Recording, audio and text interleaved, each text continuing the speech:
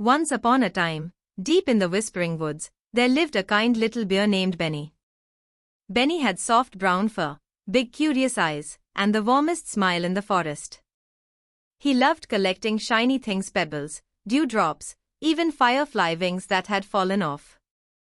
Every night, before going to bed, Benny would climb on a rock outside his cave and look up at the twinkling stars.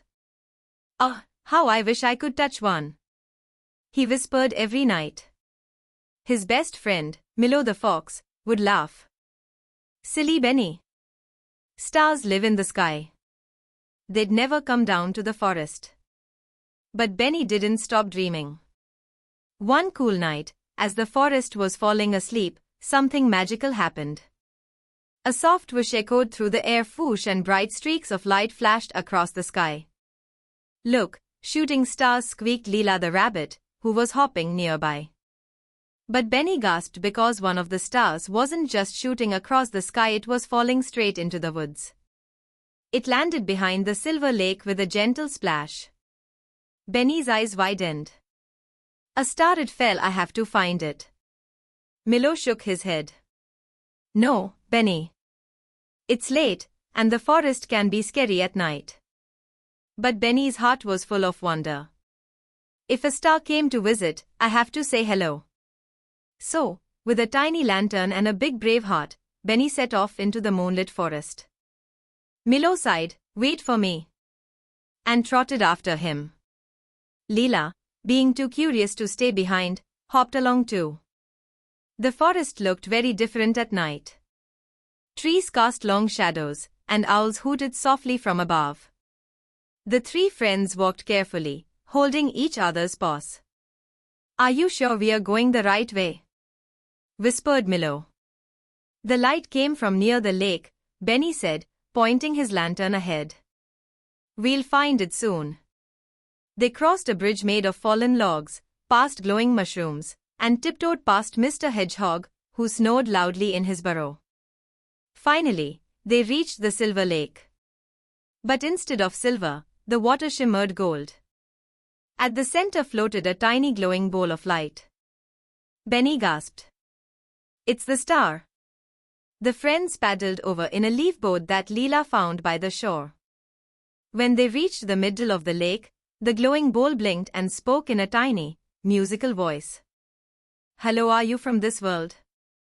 Benny blinked. "You can talk?"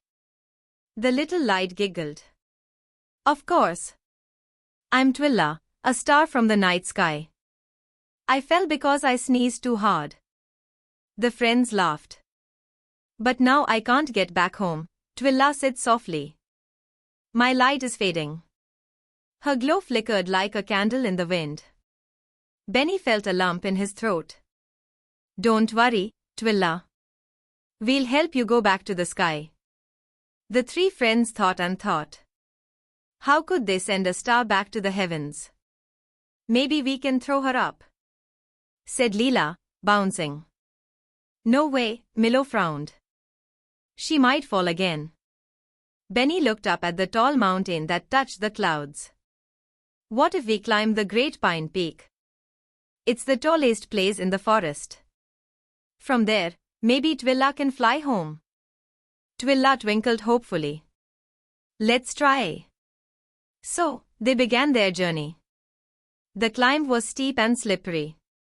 Milo used his clever paws to find safe paths, Lila hopped quickly over rocks, and Benny carried Twilla carefully in a little leaf cup. They met kind animals along the way, an owl who showed them a shortcut, a deer who offered berries for strength, and a family of squirrels who cheered them on. At last, after a long climb, they reached the top. The stars above sparkled brighter than ever, like thousands of eyes watching them with love. Benny held Twilla up high. "We are ready." Twilla smiled. "Thank you, my forest friends. I'll never forget your kindness." She began to glow brighter and brighter, until the whole mountain top shimmered like daylight. "Goodbye," cried the friends together. Then whoosh whoosh. Twilla soared into the sky, leaving a golden trail that painted the stars. The friends watched, amazed, as her light joined the others. Lila sighed happily. She made it. Milo nodded. And look, she's shining brighter than ever. Benny smiled softly. Now when I look up at the stars, I'll know one of them is my friend.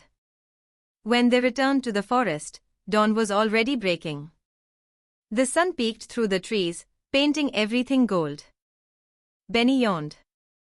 That was the best night ever. As they curled up in Benny's cozy cave, Milo whispered, "Do you still want to touch a star?" Benny smiled sleepily. "No need. A star already touched my heart."